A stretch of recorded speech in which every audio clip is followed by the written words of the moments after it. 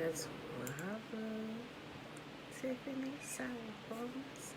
Sawubona, Alicia.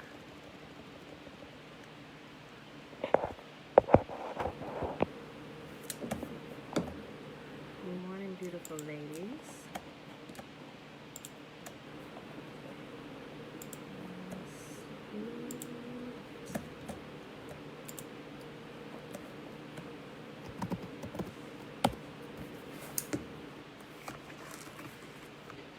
Guys, where is the time going?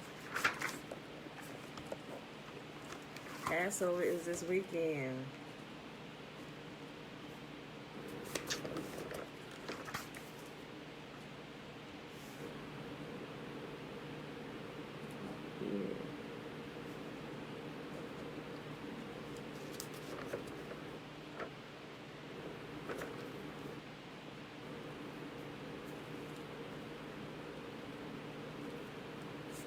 They look great rising.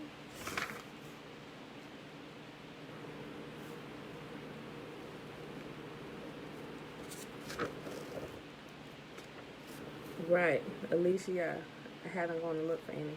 I actually still, I actually got some in my deep freezer.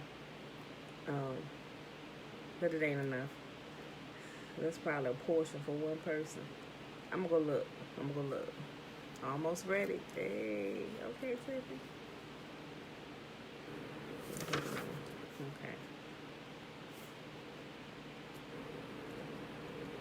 How them gardens coming along? Oh, y'all done tilling up that plot. There's a halal grocery store on that side. You might need to make a trip, Tiffany. Well, I'm on this side. Alicia might need to make a trip on this side.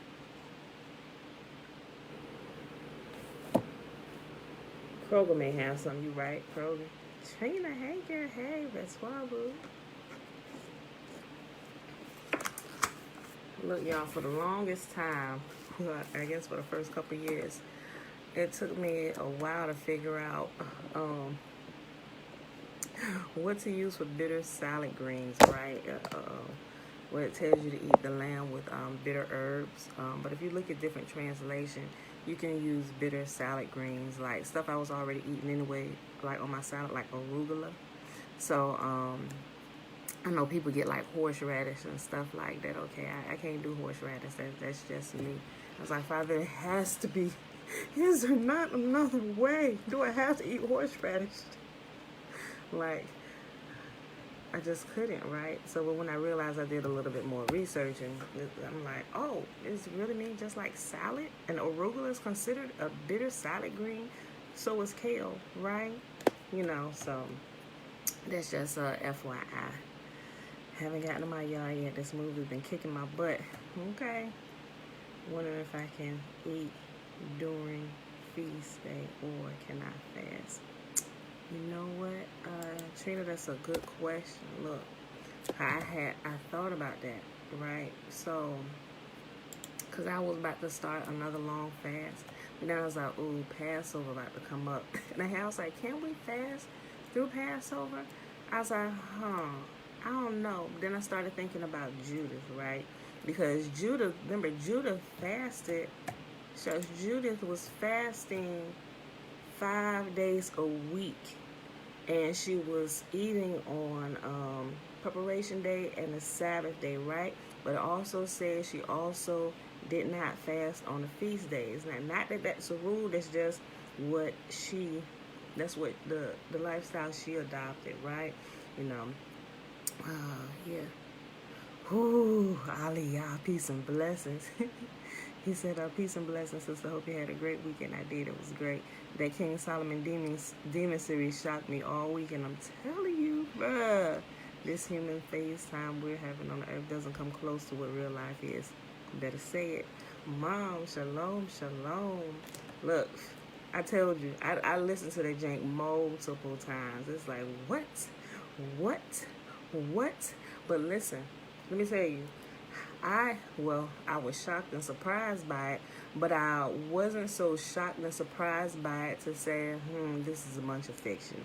Simply, and I would say now I know some people that listened to it or read it, They was like, or you can go look, you can read the comments in some of the other ones who's recorded it, and some people think, oh, that's just a bunch of fairy tale. But I would venture to say those people that say that, they have not had any kind of supernatural experience. Like, unless, I mean, people that have had encounters with otherworldly entities would believe that right off top. Like, whew, Shayla, yes. You listened to it twice already? Boy, it's so good. It's so good. Look, we ain't gonna get into that right now, because I could tell you a couple things. By listening to that, I was like, Father, wait a minute, hold on now.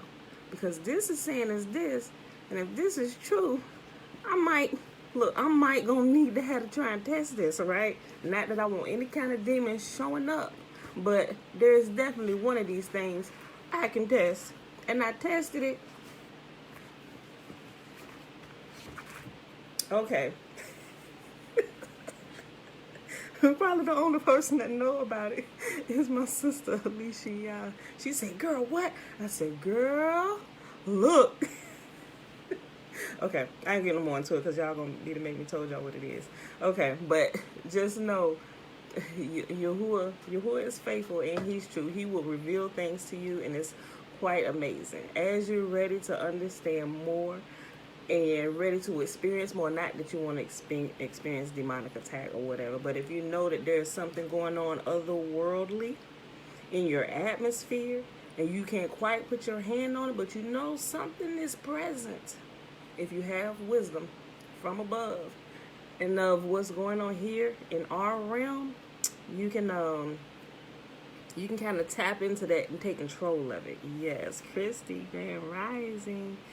I remember growing up and watched that Haitian voodoo movies called Zombies. Since then, I was afraid of people from other countries that use supernatural things. Oh, yeah, but that's true, too. People tap into all kinds of stuff. And when I realized that it was truly real, and some people, like the movies that have you all screwed up, for real. But people really do practice some of this stuff on the other side. Like some of the stuff you heard King Solomon talking about, they actually practice it on the other side, and they employ the help and the services of the dark forces or demons, right? People create, boy, I can tell y'all some stuff. What people can create when they enlist the powers of darkness. Like, I'm not telling y'all to do that at all. Enlist the power of Yah and his angelic forces. Don't go in there tapping into that stuff, right? Like, seriously, like, look, a good example. Look, I mentioned it the other day. If you watch Doctor Strange, how the master, when she used the forbidden or the dark magic, she only used it to bring back in balance what the vagabonds had taken and was trying to control the world with, right? They was trying to open that gate for Dormammu, like CERN trying to, what CERN trying to do with the Hadron Collider. They counted all up as science and experiments. No, my G, you do some, talk to some of them people that's the went crazy working out there at CERN, and they leaving that place because they are messing around with stuff they should not be messing around with. They are trying to create a space. They're trying to bring the unseen world into the seen world, right? And they've done it. They bringing in, they playing with dark matter and stuff like that. Some of them people have went crazy. There are some interviews. You can just go do a Google search or a YouTube search. Some people have their faces covered. They've like muffled their voice, but they're telling you some truth. When I was listening to it, boy, it made my skin crawl because I'm like, what are these people doing? Do they really know what they're doing? Or is all of this in the name of science? Or does somebody really know what they are doing? They even had TED Talks talking about this, right? And they did it in a joking manner. I sat there and I watched the TED Talk when they was, matter of fact, put in Hadron Collider. No, put in CERN, Hadron Collider, TED Talk. Or just put in CERN, TED Talk. And a couple of things will come up. And it's the guy, and he was like, well, we need your help. I was like, bro, you don't need our help tapping into the unseen realm to bring in Dormammu. Look, that's the name off of Doctor Strange. Playing around with Satan or whatever you want to call them dark forces, Azazel, whoever. Stop it. Leave them alone. Yahuwah chained them in a certain place for a certain reason, my G. That I don't know why people playing with this stuff. But yeah, Hallelujah. The King Solomon, it make me shooketh down all in my shanana. But that stuff is real, right? Okay. Well, believe it or not, it's a lot of people that's been using that stuff. Uncle James Brown, good morning. Belinda Brown, Josiah, shalom, shalom. They are biting off too much more than they can chew. More than they can chew. And it's crazy. I'm just like, Father, listen here. Look, people is really playing with this stuff. All I need to know, I just need to know. Well, first of all, I need you to keep my family safe from being affected from all this stuff. All my family, all across the states, if we got any outside of the states, keep them safe too, even in their ignorance and not knowing what's going on. I was like, but if anything ever comes to my doorstep, I said, I'm gonna need to know how to handle this. If I need to even do anything, like I want to be aware, because like, you can see stuff, you can sense things, right? Look, oh boy, it's a whole lot of stuff people can create. Remember how we was talking about the other day about shades? It's like living shadows. People, if they know what they're doing, they can create these things. Like literally, they can conjure up stuff. Y'all thought the Conjuring movie, stuff like that, you thought that was just a bunch of fiction and stuff? People can do this stuff for real. Nikki, happy beautiful day. Look, some of them are called over on the occultic side. Occultic simply means hidden, so don't be thrown off by the word, but simply understand what they say. They have hidden knowledge or hidden wisdom that they're using for other purposes. But they can create, it's called servitors. If you ever heard that word, yo. And it's a, sheesh. It's a lot of people in the, well, it's a lot of them that know about it and is using some of these things in the entertainment industry. But it's a lot of people not in the entertainment industry just walking around our neighborhoods that know some of this stuff, right, bruh? Look, I be walking down the street and sometimes, like, when we out with our kids, I'm like, listen, Father, look, I make sure we lock, cock, and ready to rock. Look, physical and supernatural. And we ain't going out of here unprepared. Not that trouble follows us or anything, but I be paying attention to stuff and I'm watching for things because I can sense things.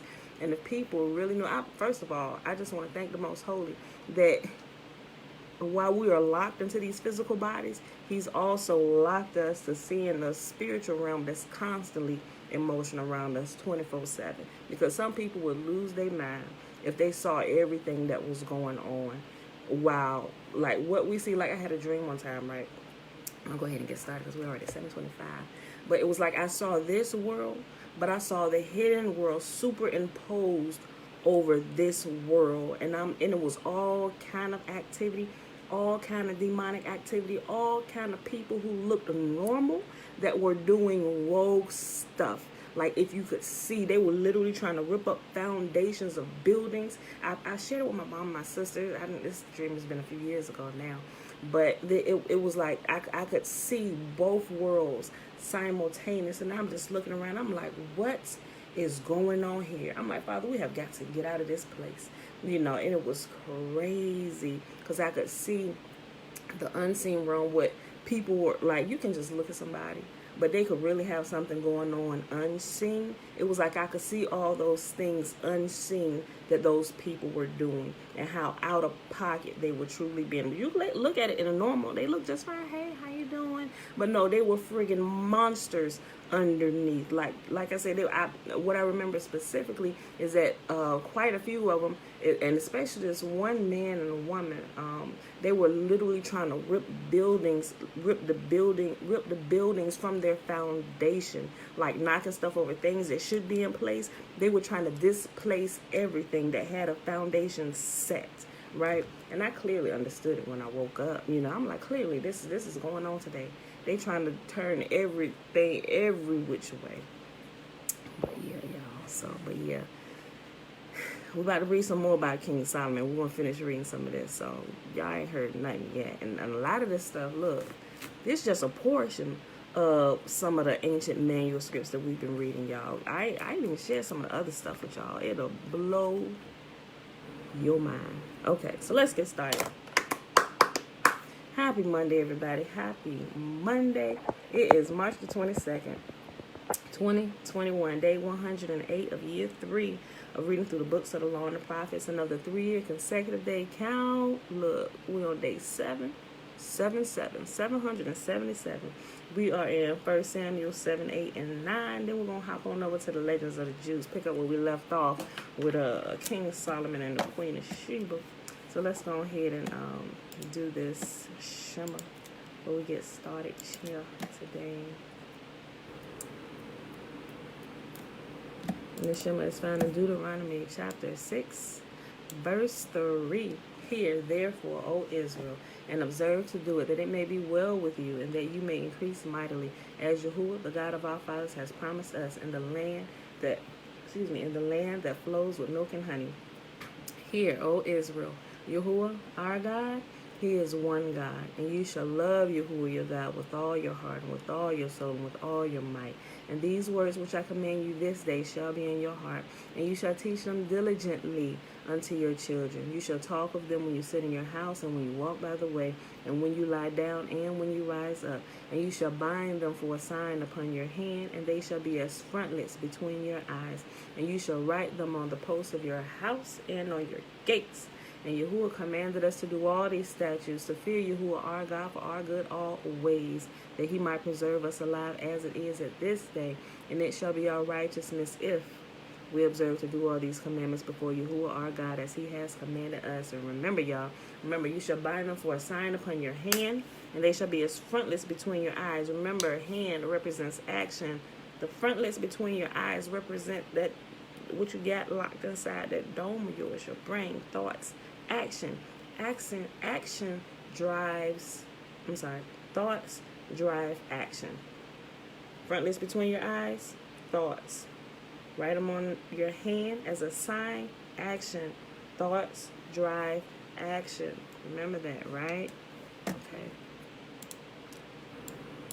We tend to begin to act out those things we ponder on. Think on things that are good.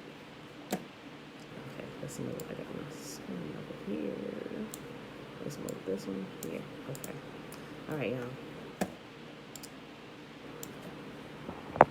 Got your popcorn ready, Aliyah? Yeah.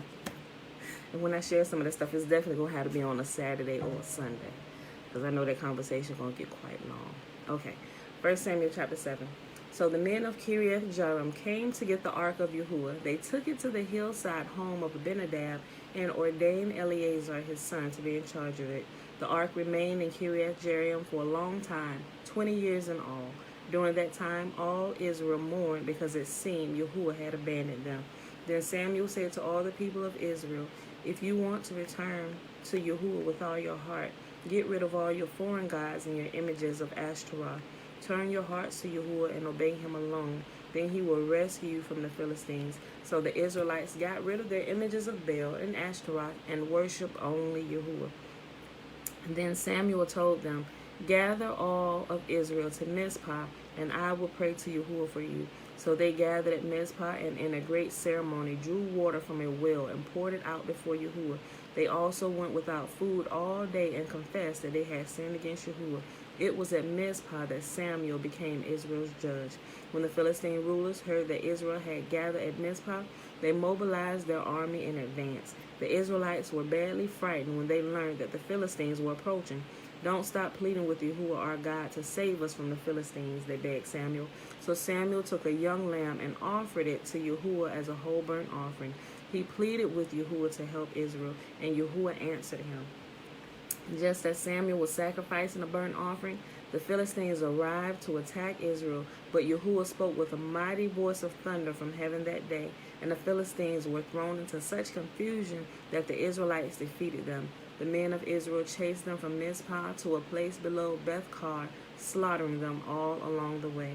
Samuel then took a large stone and placed it between the towns of Mizpah and Jeshna.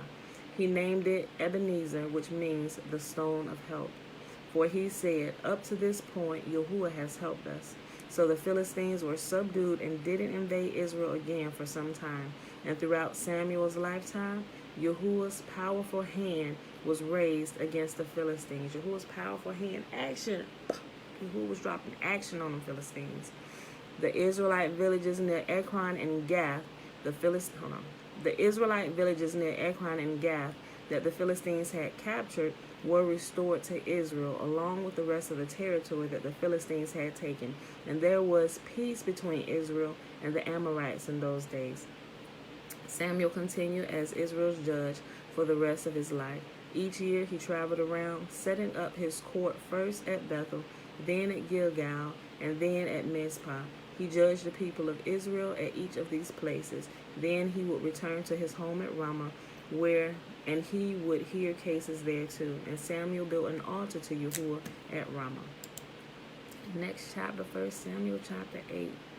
As Samuel grew old, he appointed his sons to be judges over Israel. Joel and Abijah, his oldest sons, held court in Beersheba. But they were not like their father. They were greedy for money. How can you have Samuel as your father? Like the world's...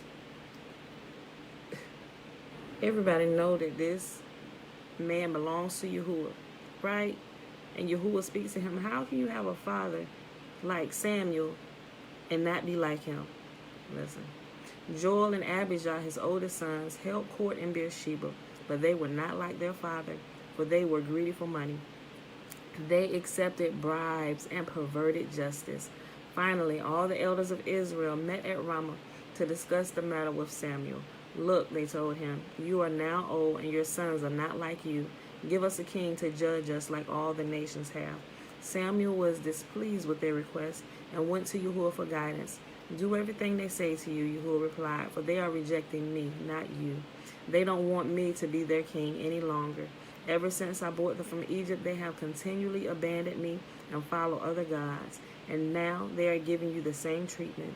Do as they ask, but solemnly warn them about the way a king will reign over them. So Samuel passed Yahuwah's warning to the people who were asking him for a king. This is how a king will reign over you, Samuel said. The king will draft your sons and assign them to his chariots and his charioteers, making them run before his chariots. Some will be generals and captains in his army. Some will be forced to plow in his fields and harvest his crops. Some will make his weapons and chariot equipment. The king will take your daughters from you and force them to cook and bake and make perfumes for him. He will take away the best of your fields and vineyards and olive groves and give them to his own officials. He will take 1/10 of your grain and your grape harvest and distribute it among his officers and attendants. He will take your male and female slaves and demand the finest of your cattle and donkey for his own use. He will demand 1/10 of your flocks, and you will be his slaves. When that day comes, you will beg for relief from this king you are demanding, but then Yahuwah will not help you. But the people refused to listen to Samuel's warning. Even so, we still want a king, they said. We want to be like the nations around us. Our king will judge us and lead us into battle. Like, who wants a king better than Yah? Like, I'll take Yah 24/7, Alex. There is no other choice. There is no other choice. So Samuel repeated to Yahuwah what the people had said, and Yahuwah replied, do as they say and give them a king. Then Samuel agreed and sent the people home. Last chapter for today.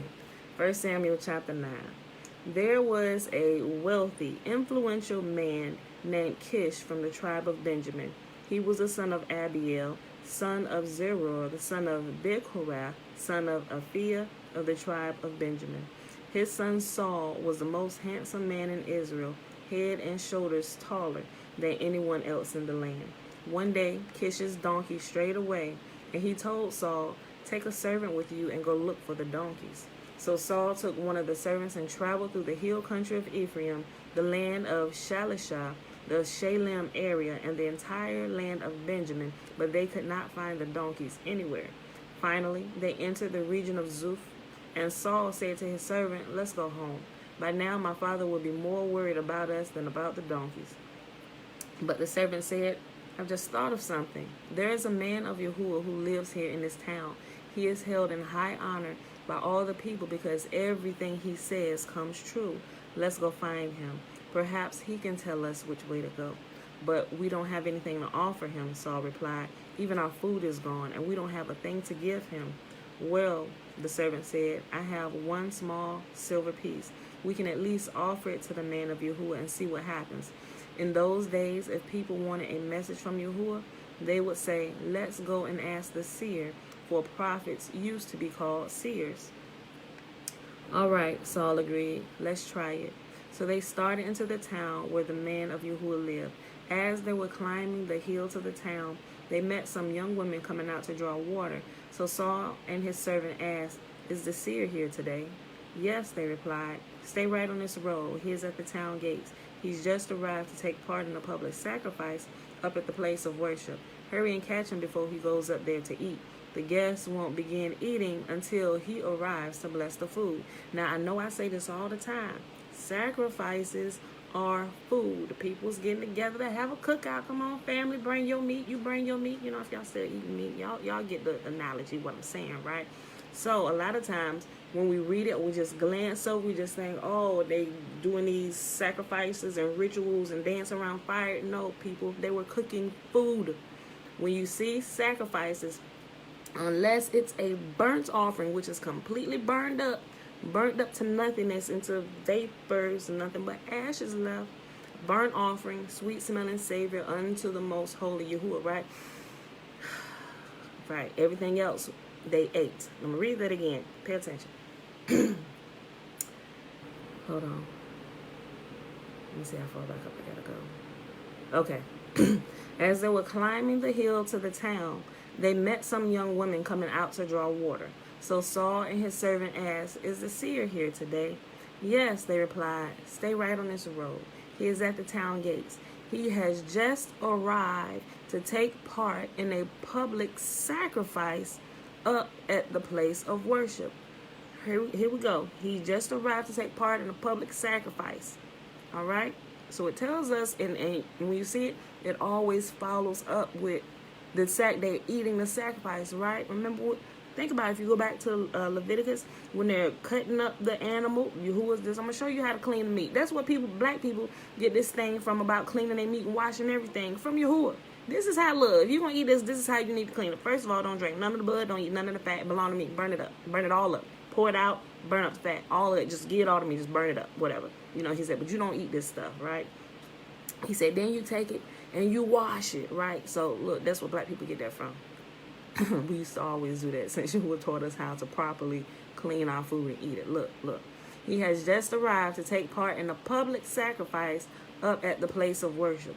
Hurry and catch him before he goes up there to eat. The guests won't begin eating until he arrives to bless the food. Okay, let's keep going. Y'all got it. So they entered the town, and as they passed through the gates, Samuel was coming out toward them to go up to the place of worship. Now, Yahuwah had told Samuel the previous day, about this time tomorrow, I will send you a man from the land of Benjamin. Anoint him to be the leader of my people Israel. He will rescue them from the Philistines, for I have looked down on my people in mercy and have heard their cry. When Samuel saw Saul, Yahuwah said, that's the man I told you about. He will rule my people. Just then Saul approached Samuel at the gateway and asked, can you please tell me where the seer's house is? I am the seer, Samuel replied. Go up to the place of worship ahead of me. We will eat there together, and in the morning I will tell you what you want to know and send you on your way. And don't worry about those donkeys that were lost 3 days ago, for they have been found. And I am here to tell you what you and your family... And I am here to tell you that you and your family are the focus of all of Israel's hopes. Saul replied, but I am only from the tribe of Benjamin, the smallest tribe in Israel, and my family is the least important of all the families of that tribe. Why are you talking to me like this? Then Samuel brought Saul and his servant into the hall and placed them at the head of the table, honoring them above the 30 special guests. Samuel then instructed the cook to bring Saul the finest cut of meat, the piece that had been set aside for the guest of honor. So the cook brought in the meat and placed it before Saul. Who y'all think the cooks were? The cooks were the priests, right? The priests, the only ones that were allowed in a public setting to offer sacrifices or bring the family together. Everybody have family meeting, y'all. bust out the grills. This is how you roast the meat. That's all that was being said through the whole book of Leviticus when it's telling you how to do this. But for some reason, that teaching is all screwed and jacked up. It's all chopped and screwed when somebody else is teaching it who's not supposed to be teaching it, right? It's okay, y'all. Don't get me started on this thing. All right, okay, look, okay. Then Samuel brought Saul and his servant to the hall and placed them at the head of the table, honoring them above the 30 special guests. Samuel then instructed the cook to bring Saul the finest cut of meat, the piece that had been set aside for the guests of honor. So the cook brought in the meat and placed it before Saul. Go ahead and eat it, Samuel said. I was saving it for you even before I invited these others. So Saul ate with Samuel that day. When they came down from the place of worship and returned to town, Samuel took Saul up to the roof of the house and prepared a bed for him there. At daybreak the next morning, Samuel called to Saul, "Get up, it is time you are on your way." So Saul got ready, and he and Samuel left the house together. When they reached the edge of town, Samuel told Saul to send his servant on ahead. After the servant was gone, Samuel said, "Stay here, for I have received a special message for you from Yahuwah." And that is where we pause today, right there on that. And we're about to pick up where we left off in the Legends of the Jews. Well, I know, right? Look. Them black folk out there cooking that food. All right, y'all. So we're going to pick up Legends of the Jews, page 431. Where we at? We already at 30 minutes. Okay, 31 minutes, mind you. Okay. Fourth chapter. Hold on, look.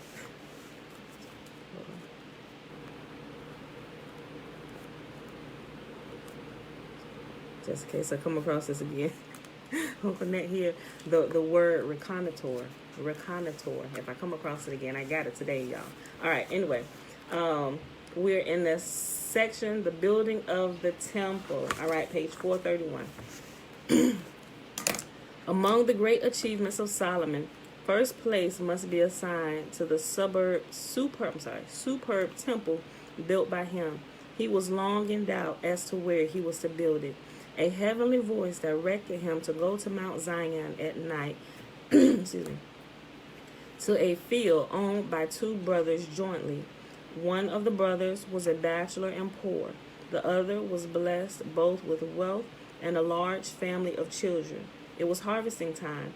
Under cover of night, the poor brother kept adding to the other's heap of grain, for although he was poor, he thought his brother needed more on account of his large family. The rich brother, in the same clandestine way, added to the poor brother's store, thinking that though he had a family to support, the other was without means. This field, Solomon concluded, which had called forth so remarkable a manifestation of brotherly love, was the best site for the temple, and he bought it. Every detail of the equipment and ornamentation of the temple testifies to Solomon's rare wisdom. Next to the required furniture, he planted golden trees, which bore fruit all the time the building stood. When the enemy entered the temple, the fruit dropped from the trees, but they will put forth blossoms again when it is rebuilt in the days of the Messiah. Solomon was so assiduous that the erection of the temple took but 7 years, about half the time for the erection of the king's palace, in spite of the greater magnificence of the sanctuary. In this respect, he was superior of his father David, who first built a house for himself and then gave thought to a house for Yahuwah to dwell in. Indeed, it was Solomon's notorious work in connection with the temple that saved him from being reckoned by the sages as one of the impious kings, among whom his latter actions might properly have put him. Shalom, Joanne. We're going to read about some of these later actions. You're going to see why some of the sages looked at Solomon like he was good for nothing, right? Look. According to the measure of zeal displayed by Solomon, were the help and favor shown him by Yahuwah. During the 7 years it took to build the temple, not a single workman died who was employed about it, nor even did a single one fall sick. And as the workmen were sound and robust from first to last, so the perfection of their tools remained unimpaired until the building stood complete. Thus the work suffered no sort of interruption. After the dedication of the temple, however, the workmen died off, lest they should build similar structures for the heathen and their gods. Their wages they were to receive from Yahuwah in the world to come, and the master workman Hiram was rewarded by being permitted to reach paradise alive. The temple was finished in the month of Bul, now called Marheshwan, but the edifice stood closed for nearly a whole year, because it was the will of Yahuwah that the dedication take place in the month of Abraham's birth. Meantime, the enemies of Solomon rejoiced maliciously. Was it not the son of Bathsheba, they said, who built the temple? How then could Yahuwah permit his Shekinah to rest upon it? When the consecration of the house took place and the fire came down from heaven, they recognized their mistake. The importance of the temple appeared at once, for the torrential rains which annually since the deluge had fallen for 40 days, beginning with the month of Marheshwan, for the first time failed to come, and thenceforward appeared no more. The joy of the people over the sanctuary was so great that they held the consecration ceremonies of the Day of Atonement. It contributed not a little to their ease of mind that a heavenly voice was heard to proclaim, "You all shall have a share in the world to come." The great house of prayer reflected honor not only on Solomon and the people, but also on King David. The following incident proves it. When the ark was about to be brought into the Holy of Holies, the door of the sacred chamber locked itself, and it was impossible to open it. Solomon prayed fervently to Yahuwah, but his entreaties had no effect until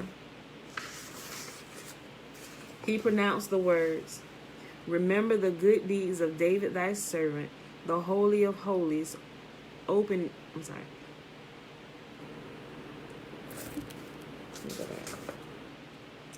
Solomon prayed fervently to Yahuwah, but his entreaties had no effect until he pronounced the words, "Remember the good deeds of David thy servant."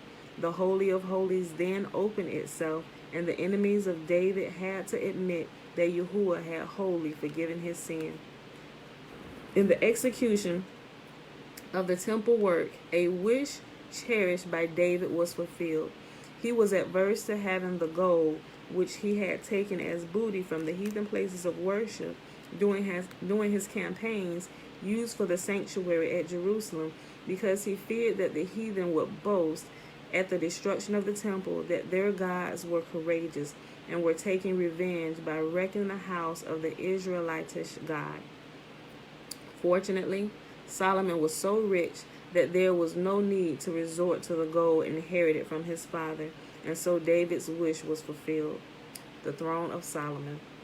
Next to the temple in its magnificence, it is the throne of Solomon that perpetuates the name and the fame of the wise king.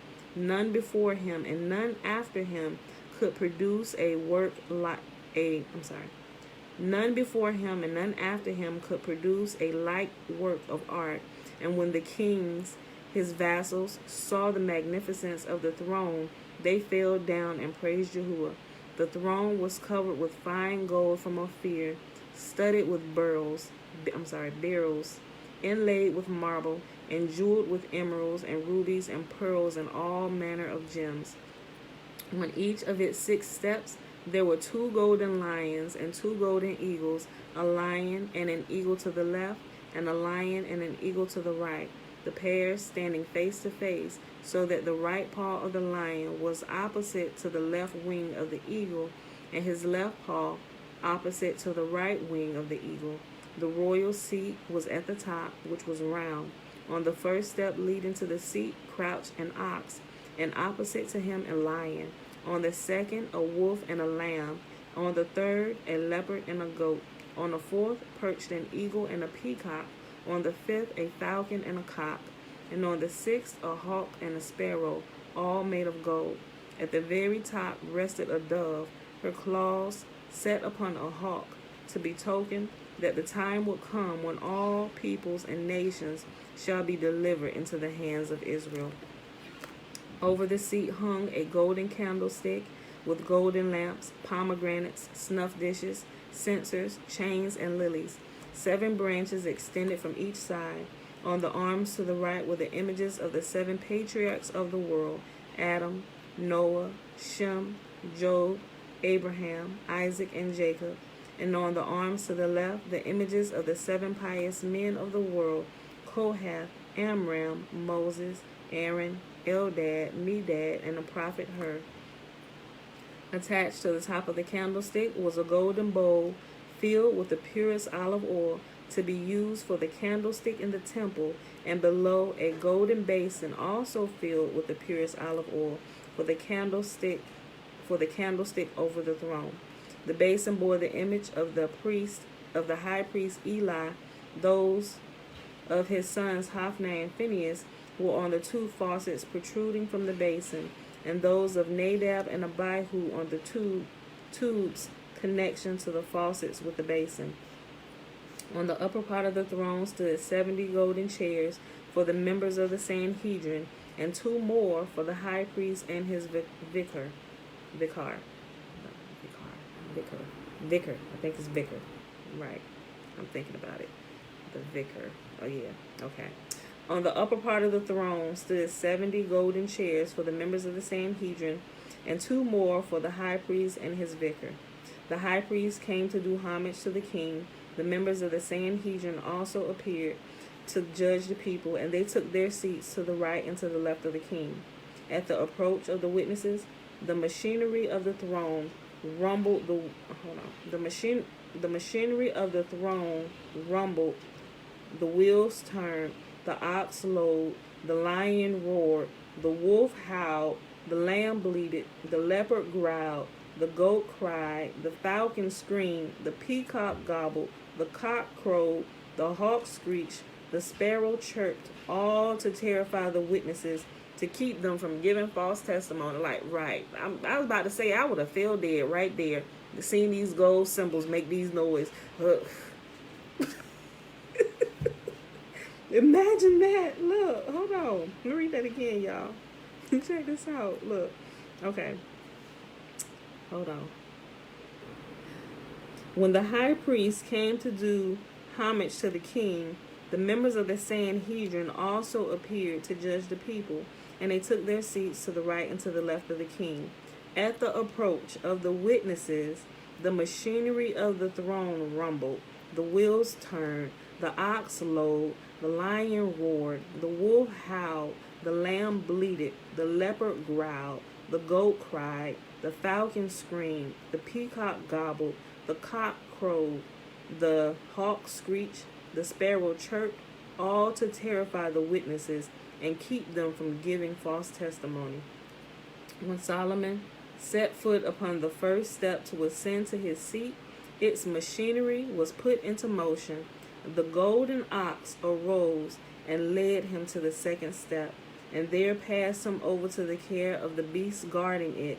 And so he was conducted from step to step up to the sixth, where the eagles received him and placed him on his seat. As soon as he was seated, a great eagle set a royal crown upon his head. Thereupon a huge snake rolled itself up against the machinery, forcing the lions and eagles upward until they encircled the head of the king. What kind of throne is this? I have not seen such of the lights with my eyes here in this flesh. Oh, but I would love to see this. Yo, look. Thereupon a huge snake rolled itself upon the machinery, forcing the lions and eagles upward until they encircled the head of the king. A golden dove flew down from a pillar, took the sacred scroll out of a casket, and gave it to the king, so that he might obey the injunction of the scriptures, to have the law with him and to read therein all the days of his life.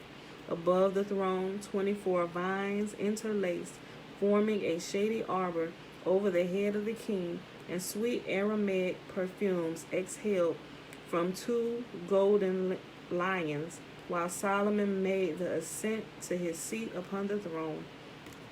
It was the task of the 7 heralds to keep Solomon reminded of his duties as king and judge. The first one of the heralds approached him when he set foot on the first step of the throne and began to recite the law for the kings.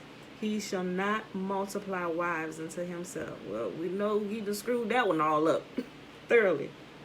At the second step, and for all the people, I know ain't nobody here doing it, but I'm just saying, some of them alphabet camps, y'all come here, y'all might be listening to this today, that's multiplying wives unto yourself. Y'all think y'all leading the people. What the first rule of the king, even if you're the king of your house, you will say, do not, it is a law for all the kings of Israel not to multiply wives unto yourselves. I ain't saying, I'm just repeating it. I'm like the mailman dropping off the message. I ain't even read your mail. I don't even care what's in your mail, but I know simply because he kind of let us read the mail. But we don't tell you we read the mail. We just know. And we watch and we know you become a vagabond, right? But we just hand the message over to you. All right. But it's really illegal for mailmen to read your mail. They ain't supposed to know what's in your box. They just got the address. Go drop it off here, please. I need this to go to him. I need this to go to her. They drop it in your mailbox. They deliver it to your door, whatever. They just the messengers to bring you the message. Okay. Look, okay. I'll go back.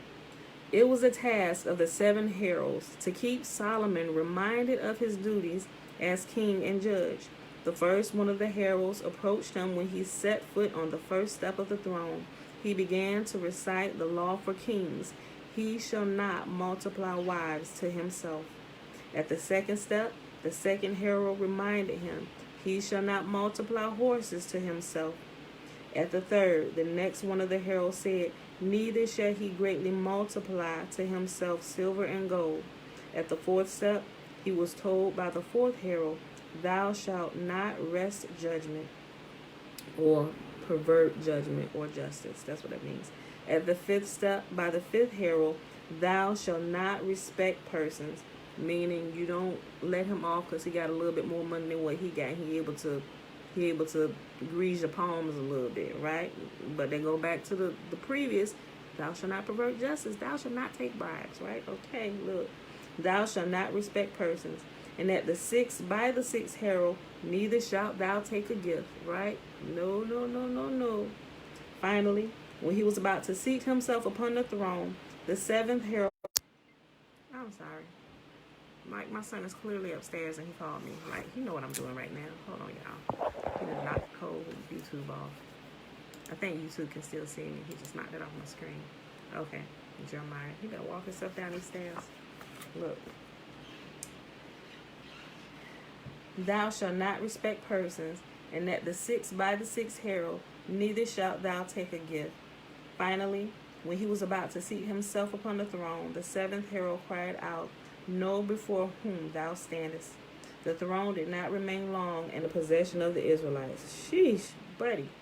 During the life of Rehoboam, and Yahuwah said it, during the life of Rehoboam, the son of Solomon, it was carried to Egypt. Shishak, the father-in-law of Solomon, appropriated it as indemnity for claims which he urged against the Hebrew state in behalf of his widowed daughter.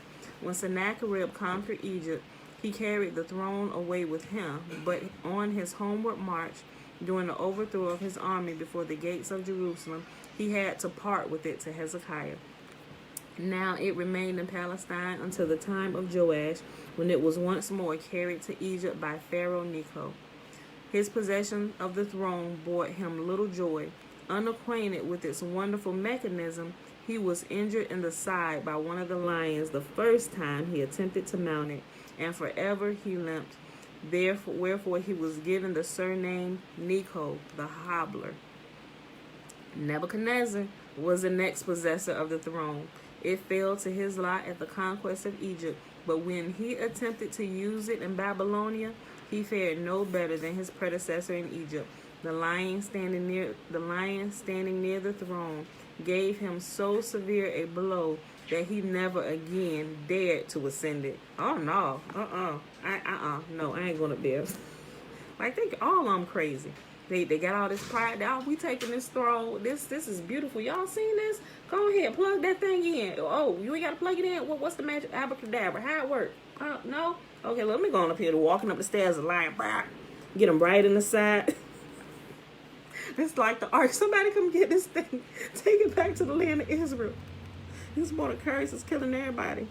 Look. The lion standing near the throne gave him so severe a blow that he never again dared to ascend it. Through Darius, the throne reached Elam, but knowing what the others had suffered, he did not venture to seat himself on it. And his example was imitated by Ahasuerus.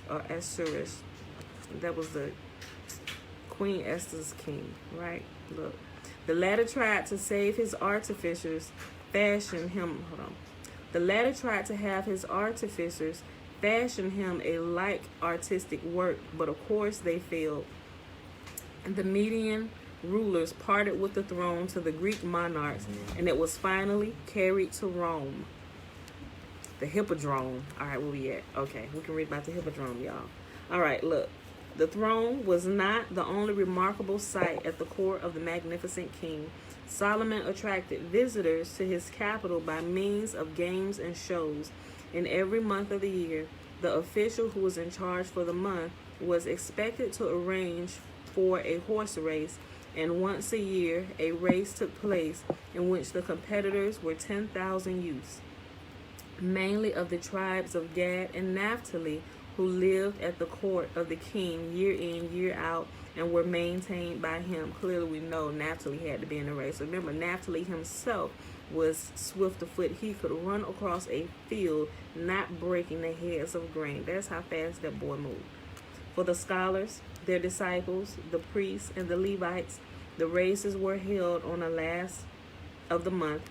On the first day of the month, the residents of Jerusalem were the spectators, and on the second day, the strangers.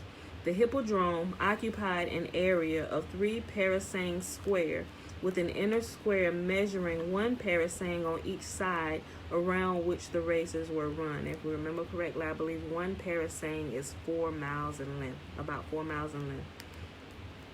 Within were 2 grills ornamented with all sorts of animals. Out of the jaws of 4 gilded lions, attached to pillars by twos, perfumes and spices flowed for the people.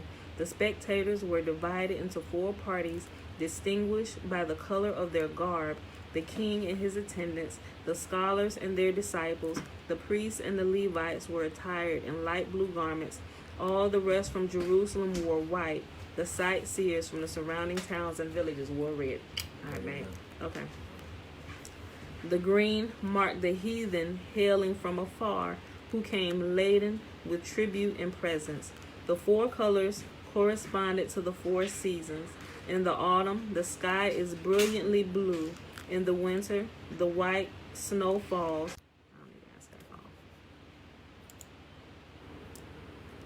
Okay.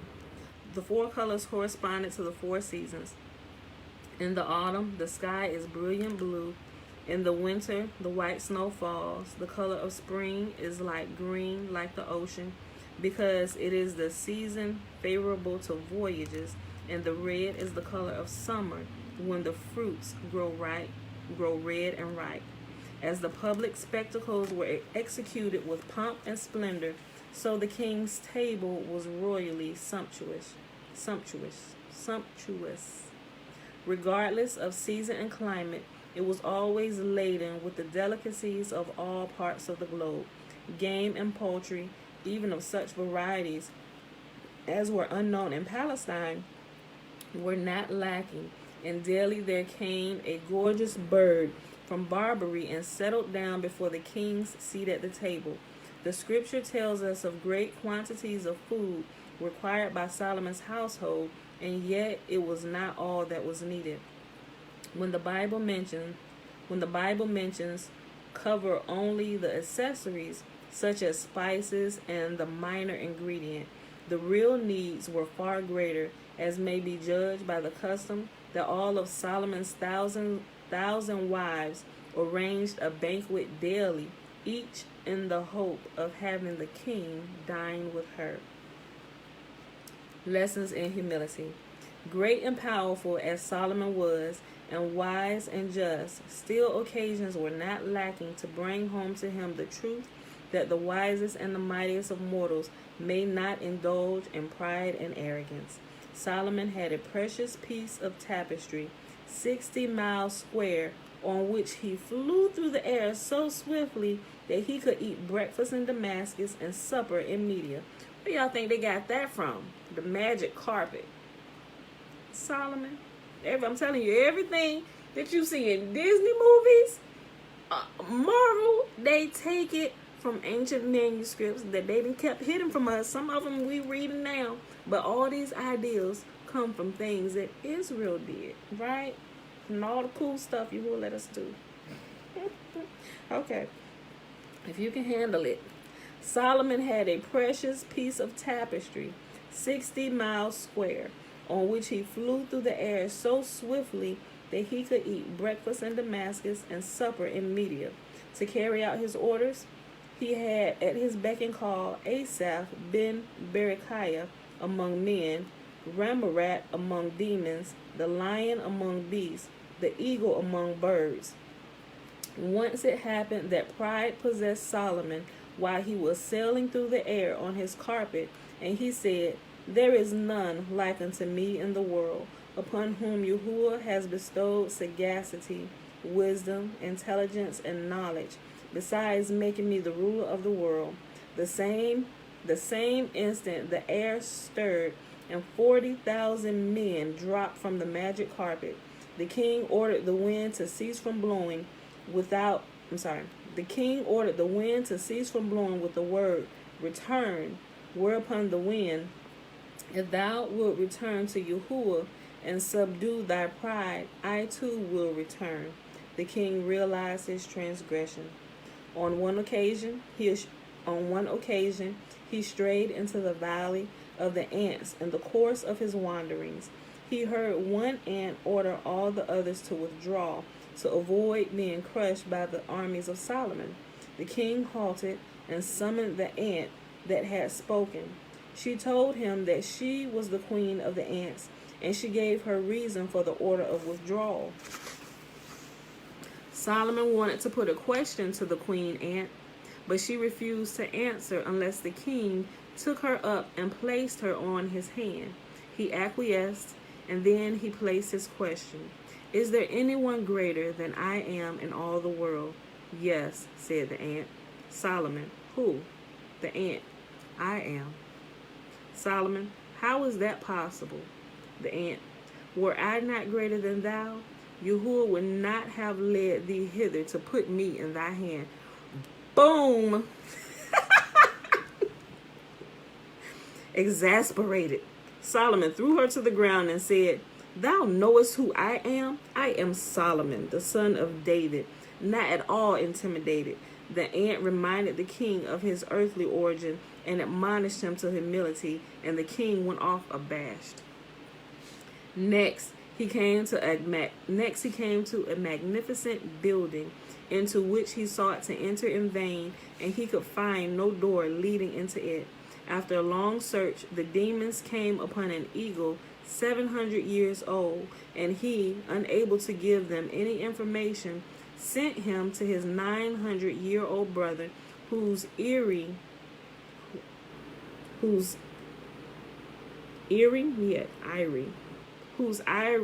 was higher than his own, and who would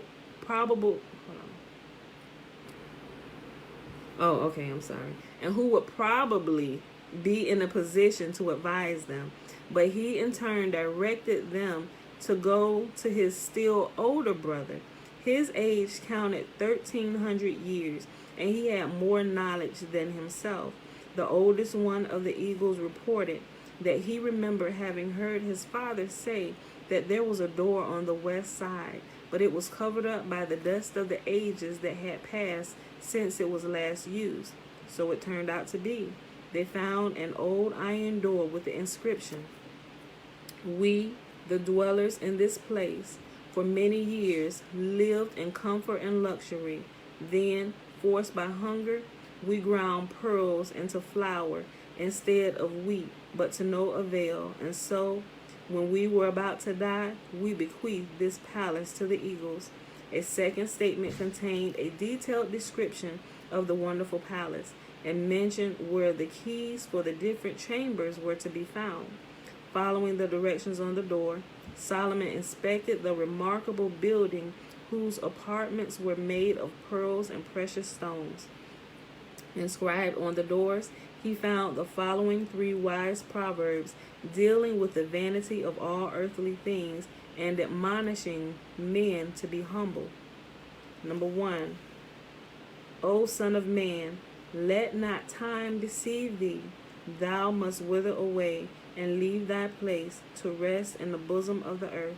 Number 2, haste thee not, move slowly, for the world is taken from one and bestowed upon another. Number 3, furnish thyself with food for the journey. Prepare thy meal while daylight lasts, for thou wilt not remain on the earth forever, and thou knowest not the day of thy death. In one of the chambers, Solomon saw a number of statues, among them one that looked as though alive.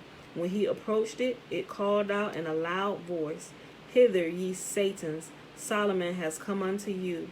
Suddenly there arose a great noise and a tumult among the statues. Solomon pronounced the name, and quiet was restored. He pronounced the name of the Most Holy. He scared him. So he immediately said the ineffable name and everything. Right? Because we know that it is that name that saves us all. Not the name a lot of people's out here hollering off randomly. Everybody using that name. If they using that name as a curse word. Seriously, and ain't nothing happening for people. All manner of people is taking that particular name and throwing it around, and ain't nothing happening for nobody. That is not the name that we are saved by. No, no, no, no, no. Tootie, hop down. Can you hold her for a second? Get out, boo. I'm almost done. Hop down. And I'm sure everybody up here done tried it. And if you were saved, just know it was Yahuwah behind the scenes that actually caused that to be. And not that name that you call. Because we ain't going to get into it today. But just know, if anything good come to you, Israel, us, our folk, it's because Yahuwah alone is behind it. Even though you ignorantly calling him something else. I just want to let you know. Okay, boom. Let's go back real quick. All right. In one of the chambers, Solomon saw a number of statues among them one looked as though alive. When he approached it, it called out in a loud voice, Hither, ye Satans, Solomon has come unto you. Suddenly there arose great noise and tumult among the statues. Solomon pronounced the name, and quiet was restored.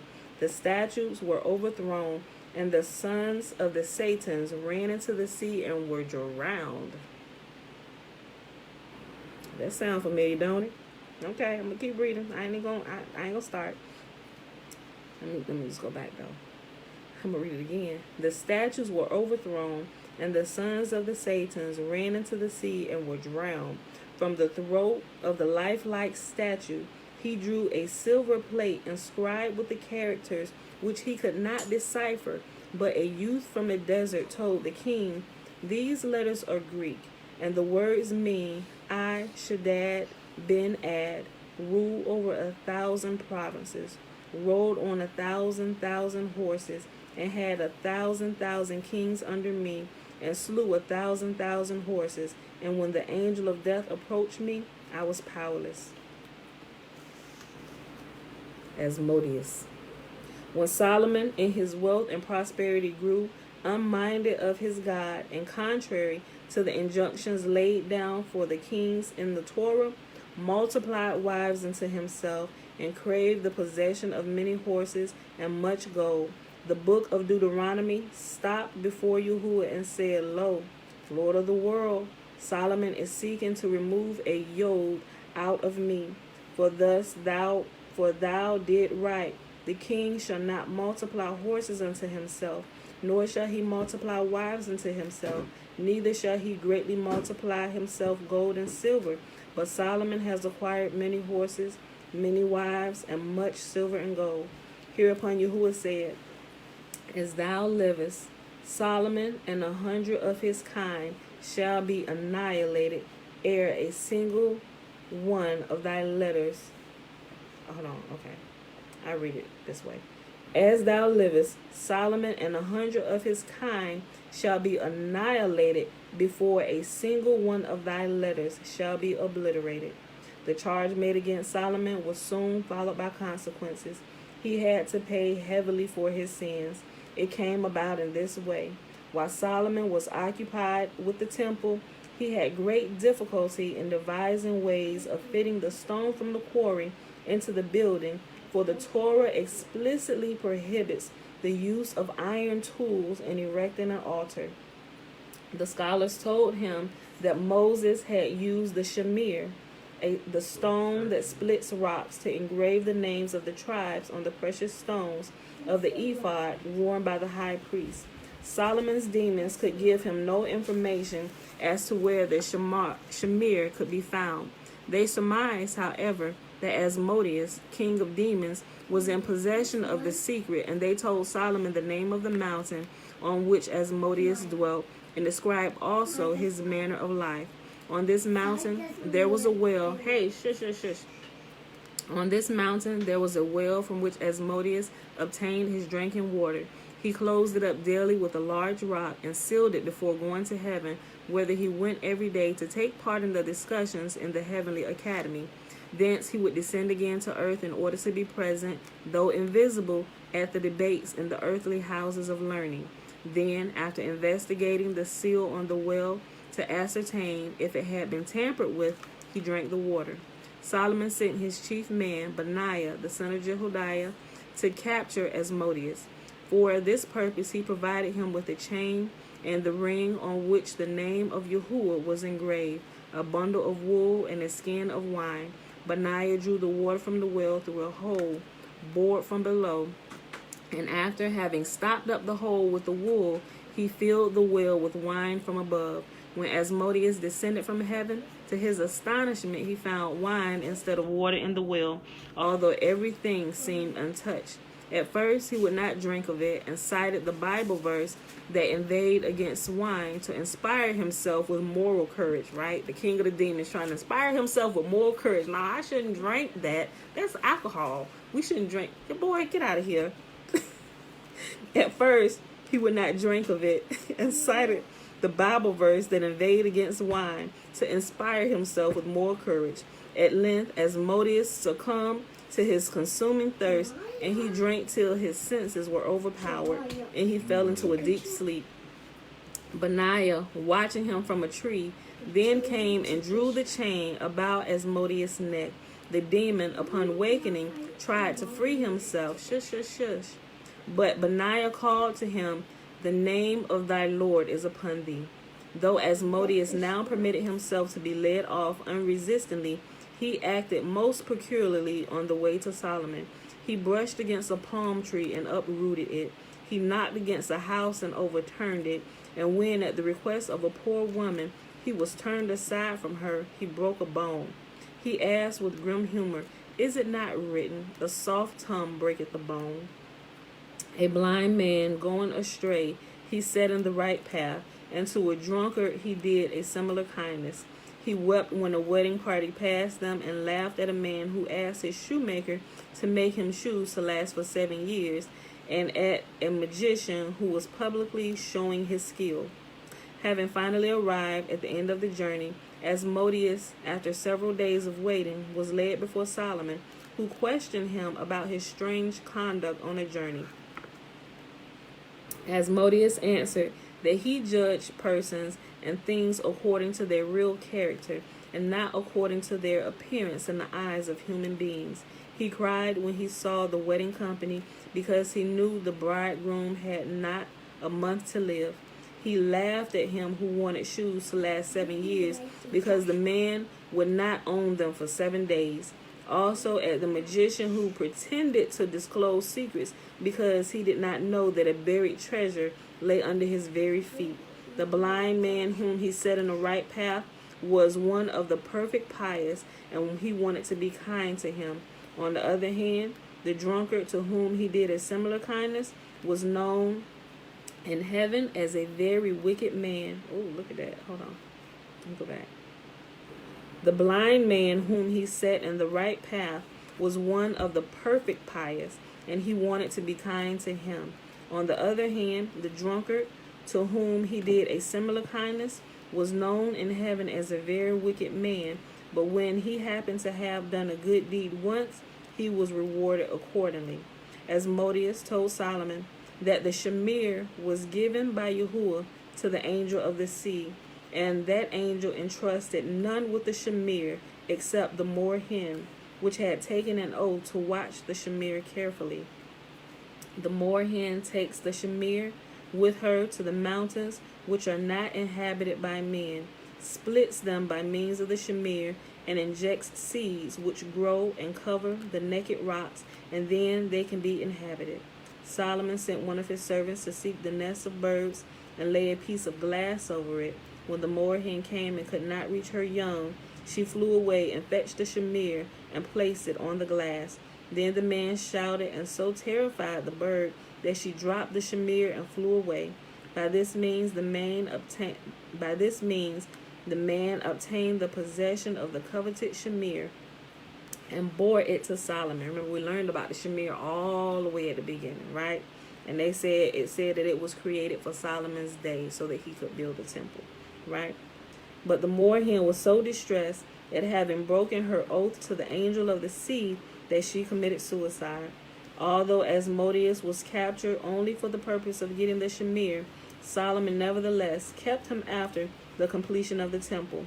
One day the king told Asmodeus that he did not understand wherein the greatness of the demons lay, if their king could be kept in bonds by a mortal. Asmodeus replied that if Solomon would remove his chains and lend him the magic ring, he would prove his own greatness. Solomon agreed. The demon stood before him, and with one wing touching heaven and the other reaching the earth, snatching up Solomon, who had parted with his protected ring, he flung him 400 parasangs away from Jerusalem, and then palmed himself off as the king. Now right there, we're going to pause, and we're going to see what Asmodeus... I know, right? Like, Solomon, what are you thinking? Why would you give out of all people, out of all entities, your ring to Asmodeus, the king of the demons? I'm going to prove to you, King Solomon. I'm going to prove it to you how wise we are. Go on, let me hold that ring real quick. Let me hold that ring, King. Let me hold that ring. You must have thought they were stupid or something. Solomon was bereft of all his wisdom the moment he crushed them locusts for some booty. If you missed the other day, you gotta go back and find out. He crushed them locusts in his hand, and he did it in one of his many women. I'm gonna be nice today. One of his many women said, "You got to do it in the name of Molech too." All I got to do is this. All right, let me stop. Okay, Jeremiah sitting here like, Mom, no, Mom. Don't. Mommy. Mom. Okay, y'all. Look, Mom. so we on pause right here. Mom. It's getting real good. Y'all gonna find out what happened to King Solomon as he was flung from his throne by Asmodeus, the king of demons. If y'all watch enough horror movies, or they ain't got to be real horror movies for real, y'all have heard the name Asmodeus. It is the real name that they use as the name of the king of demons. Now, before, I would be kind of scared to even use that name, but I know what my power lies, so I'm just reading, I'm sharing it with y'all, okay? All right, y'all, so we're going to pick this up tomorrow. That gets real good. So we're going to see what happened to King Solomon as he begins to pay for all his many sins and breaking Yahuwah's commands, right? All right, y'all. So that is it for today. Let me put my marker here on this page. 435. All right, y'all. So we read 1 Samuel 7, 8, and 9. We hopped over here in the Legends of the Jews reading more. Oh, okay. I'm like, you sitting right in front of me. Why is your phone calling me? Okay. Hold on, y'all. And we picked up in the Legends of the Jews on page 431, and we went all the way to page 435. Come on, girl. Today, She up there playing a game with your phone. It is Monday, March the 22nd, 2021, day 108 of year 3 of reading through the books of the law and the prophets. And of the 3-year consecutive day count, day 777. Yes, 777. All right, y'all. Remember that is without the Sabbath days added into the count, or the feast days, Sabbath days added into the count, y'all. Remember, Passover is coming up this weekend. Sabbaths have changed this moon cycle to Sundays. Move this. Hey, chill. Okay, y'all, I'm bringing up the, what you call it? The blessing. The blessing, y'all, can be found in Numbers chapter 6. Verses 22 through 27. Remember, the first 21 verses, y'all, is the Nazarite vow. Remember, a man or a woman can take the Nazarite vow.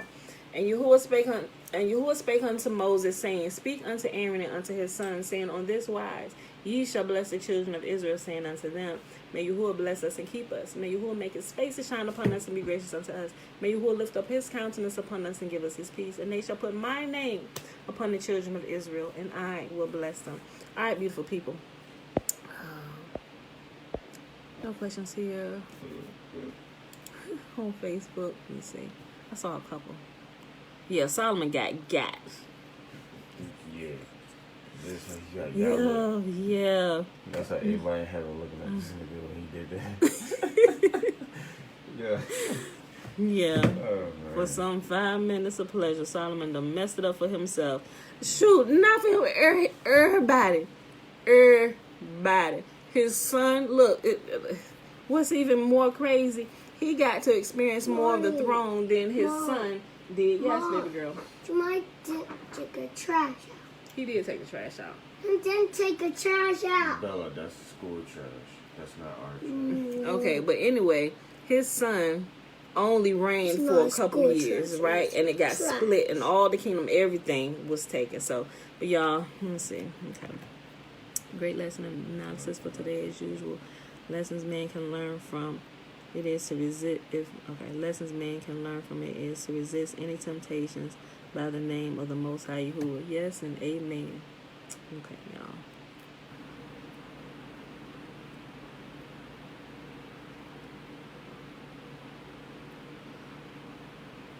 Oh, you said something earlier. Look, when I was reading, I didn't see this comment out of y'all. Look. It said, could have been why the world is trembling and trying to do cunning things to keep us distracted, so that the seeds of Yisolili, or Israel, won't run judgments on them like the Most High foretold our ancestors. Yes, you got it, 100%, hands down. They are keeping our people so don't press my button, please. Don't do that. So preoccupied with entertainment and all kinds of stuff, fighting over stimulus checks, that if they would get on one accord and realize what's going on, we could literally, you know what, run them play. Oh, wait a minute. I just had a flashback or something. No, it was a dream I had. Soon as I was about to say it out of my mouth, I was about to say run them plagues. I had a dream about plagues last night. Okay, no, seriously, it just came back to me while I was about to say run them plagues. You didn't even write it down, did you? I did. As I was saying it triggered it. A lot of times that's how I remember some of the dreams I have. If I'm talking, I'll say a word and it'll trigger a dream that I had the night before. Okay, y'all, I need to think about that and go write that down. But yeah, it's time to run them plagues. Look. Okay, y'all, that being said, the baby already up, and I got to get going. We got some work to do this morning. I love y'all. I will see y'all back here bright and early. Yes, she do need a little bit of lip gloss. Okay. See y'all bright and early in the morning. Thank y'all for hanging out with me today while I stand my post. All right, y'all. We out of here. We got to go. Don't knock my glass over. Come to me. All right, y'all. Love y'all. See y'all in the morning. Peace.